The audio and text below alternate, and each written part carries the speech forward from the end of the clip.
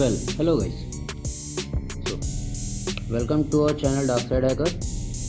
As promised to you all, we are here with the video of hacking into Windows. Today I'll be using Windows 7 for this, and we'll use a remote access Trojan or remote administration tool for this.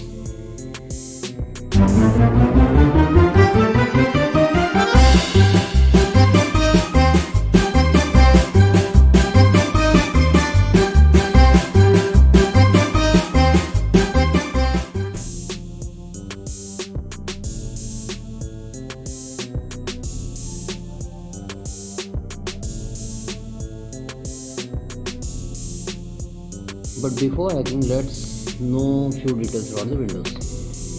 So let me search. I have created a list for you all. Where is it? In 40 years, Windows has given us many versions of Windows. Like it started with back in 1981, there was MS-DOS, Microsoft Disk Operating System. It got updated, and in July 2015 we got Windows 10. So let's do this. But before that, remember, go to your control panel, go to system security, go to firewall, and just turn it off, because all the hacking tools, Trojans, are just viruses and malicious apps. So Windows firewall will not allow it. So for creating a Trojan, we'll use Dark Comet Rat tool, which download link will be in the description, or you can simply Google it. Just type Dark Comet GitHub and the first link you get. Download the zip from there and you are good to go. I have already downloaded it here. So, and then extract it. I have already extracted it. Then go to the folder and just right click on the file darkcomet.txt and run it as administrator. Before that, this is a very powerful tool, so be responsible with whatever you do with this. Hacking into someone's system is illegal without his permission, so I would recommend you to hack in your own lab environment and use a virtual machine for this. It is a much safer option. So let's get started with it. First of all, let's go to socket and its slip and check whether it is listening or not. If it would have not been listening, add a custom port and then listen. Then again go to this top Darkside Comet Rat window, go to the server module and go to the full editor. Here we got the full editor. You don't have to do anything with the first option, means that go to the network settings. I am adding a local host here. You have to add your DNS host here. Add this, select this, and then go to the module startup. You can just select the options how your module should be start. I am selecting it that my module should boot with the Windows or my malicious file. We will just refer malicious file or Trojan as module in this video. Then the third option, install a message. You can show message to the user. Okay, I'll just leave it as default. Then in module shield, you have to just select these three options and don't select any other. I'll be just removing this two also because I don't need that. Then keylogger option, nothing you have to do, host file nothing, add plugins nothing, file binder nothing. You can just tour around it and you will get the idea what you have to do. I don't want any icon also for this head, as it is just for demonstration purpose only. So let's leave it as it is.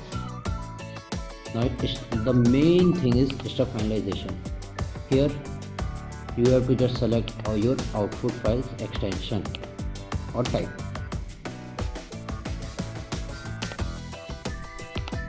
Okay, now let's just build this stub. We'll just go to the desktop and save it as stub.exe.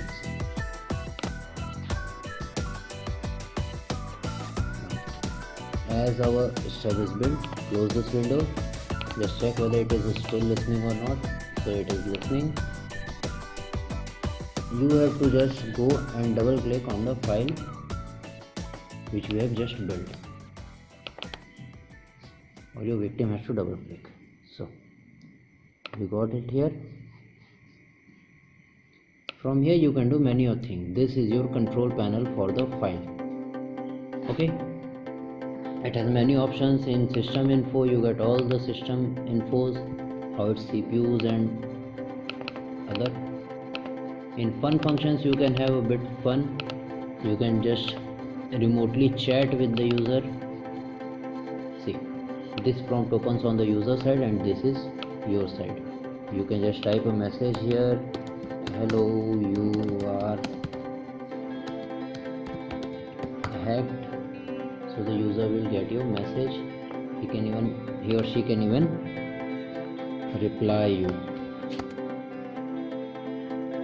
And you just close the chat here. Okay. Then you can just prompt a message box.